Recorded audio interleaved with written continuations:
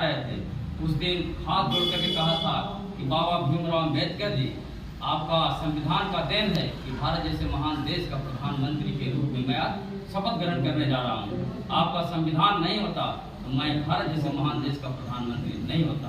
यह आपकी तपस्या या आपकी कुर्बानी का देन है कि आज मैं प्रधानमंत्री के रूप में शपथ ग्रहण करने जा रहा हूँ। लेकिन प्रधानमंत्री बनने के बाद भारत के प्रधानमंत्री नरेंद्र मोदी आज भारत के संविधान को कुचलने का कोशिश कर रहे हैं। भारत के संविधान को खत्म करने का प्रयास किया जा रहा है।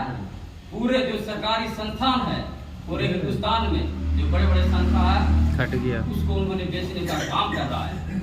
आज बिहार में ही राष्ट्रीय जनता दल के राष्ट्रीय अध्यक्ष लालू प्रसाद की पार्टी है जो पूरे सभी को एक साथ लेकर चलने का काम करती है, चाहे किसी जात किसी समाज का हो किसी धर्म का हो। राष्ट्रीय अध्यक्ष लालू यादव ने पार्टी बना करके पूरे बिहार को अलग जगाने का काम किया है और जो गरीब गुरबे हैं जो दलित अति पिछड़े हैं उनको जगाने का काम किया है। आज पूरे हिंदुस्तान में देखिए नरेंद्र मोदी की सरकार है, लेकिन केंद्र सरकार की गलत नीतियों के कारण आज पूरा देश महंगाई की मार चल रहा है। डीजल तेल के दामों में बेतहाशा वृद्धि से पूरा देश के किसान परेशान हैं। आज दाल साग सब्जी दूध दही के महंगाई से पूरा देश के गरीब गुरबा अस्त व्यस्त है। जब जब देश में भारतीय जनता पार्टी की सरकार आई है तब तक कमर तोड़ महंगाई लाई है। इसके पूर्व में भी भारतीय जनता अटल बिहारी वाजपेयी की सरकार थी, उस समय भी महंगाई आसमान छू रहा था। उस समय भी प्याज 200 रुपये के.जी. था, नमक 100 रुपये के.जी. हो गया था और पूरी मनोज तिवारी ने गाने के माध्यम से पूरे हिंदुस्तान में प्रचार करने का काम किया था कि अब प्याज का खाई वो प्याजी अनार हो गई, वाह रे अटल चाचा निमके पर मार हो गई। यह भाजपा के नीति और सिद्धांत का परिणाम है। आज जिस वोटर कार्ड मतदाता पहचान पत्र के जरिए एक कड़ी पार मंत्री अमित शाह गृह मंत्री बन जाता है।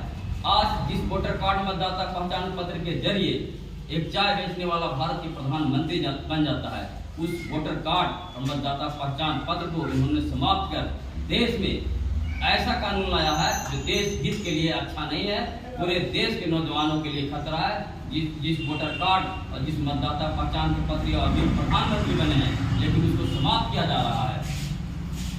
आज देश का बागडोर बाबा भीमराव अम्बेडकर जैसे अनुभवी लोगों के हाथ में नहीं है।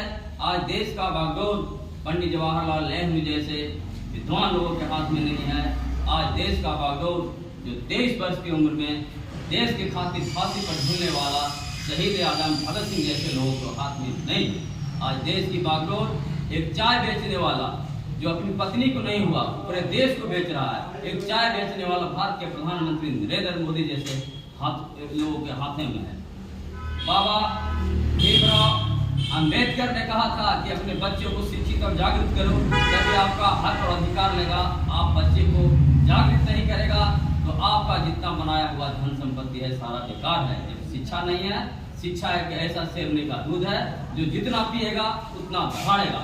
बाबा भीमराव अम्बेडकर ने पूरे देश और दुनिया को अलग जगाने का काम किया था कि बच्चे को शिक्षित करो, संगठित करो, संघर्ष करो और अपने भविष्य के लिए बच्चे को ऐसा शिक्षा दो ताकि आपका भारत का प्रधानमंत्री वही बन सकते, भारत का राष्ट्रपति वही बन सकता है।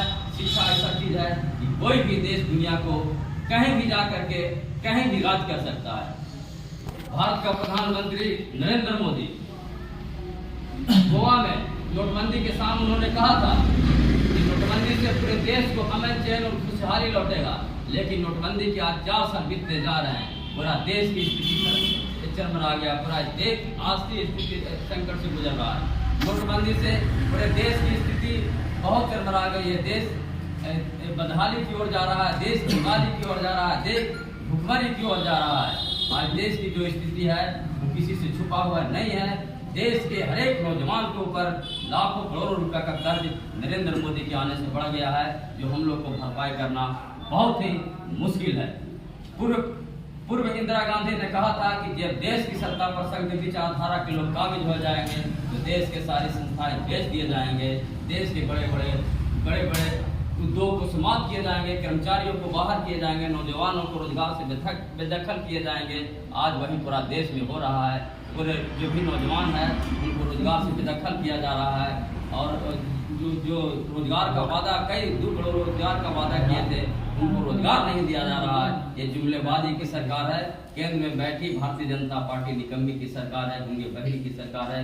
इसलिए 2024 में लोकसभा का चुनाव हो रहा है। यही पूरा देश के तय करेगा हमारा देश किस ओर जाएगा, हमारा देश किस ओर ले जाना है। और एक एक भारतीय को अपना बहुमूल्य वोट दे करके अब केंद्र से निकम्मी सरकार को हटाना है और एनडीए महागठबंधन को देश में सरकार बनाना है, ताकि हमारा देश और संविधान बन सके, ताकि आप और हम बन सके। भारत के सर्वोच्च